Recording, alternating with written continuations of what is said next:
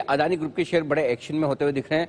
Credit Suisse की कल report आई थी और बजट के बाद उसके बाद जोर से गिरा, और आज सिटी ग्रुप की तरफ से भी रिपोर्ट आई, उसके बाद भी और गिरे हैं। गिर के संभलने की कोशिश, ऊपर नीचे चल रहा है। तो आइए कुशल से जानते हैं क्या कुछ हुआ है एक्शन। कुशल बताएं।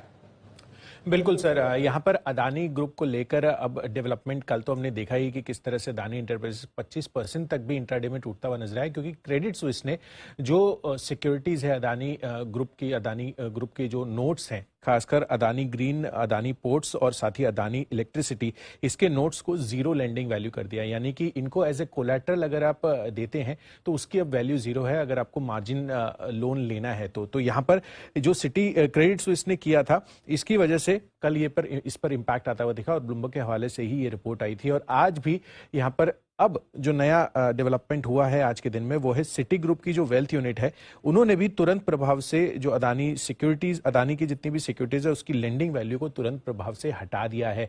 तो ये क्लियर कट इंडिकेशन है कि ये जो इम्पैक्ट हो रहा है, क्योंकि आमतौर पर इसकी जो लेंडिंग वैल्यू रहती थी वो करीबन 75% से 80% रहती थी, अब उसको स्ट्रेट अवे जीरो करना, तो यहाँ पर इनके लिए एक बड़ा एक्सपोजर का बात है। इनफैक्ट फॉरेन एक्सपोजर की अगर हम बात करें तो इनकी करीब 1.9 लाख करोड़ का जो कर्ज है, उसमें कुल कर्ज में विदेशी बॉन्ड्स या फिर कमर्शियल पेपर्स का 29% हिस्सा है। यानी कि वैल्यू टर्म्स में 55,000 करोड़ रुपए का एक्सपोजर इनकी जो विदेशी बॉन्ड्स और कमर्शियल पेपर्स है उनसे आता है। और उनकी अगर वैल्यूज में इतनी बड़ी गिरावट आती है या वैल्यू ऑलमोस्ट निल हो जाती है तो कहीं ना कहीं इस पर इंपैक्ट आपको आता हुआ दिख रहा है, और इसीलिए इतनी वॉलिटिलिटी बनी हुई है कल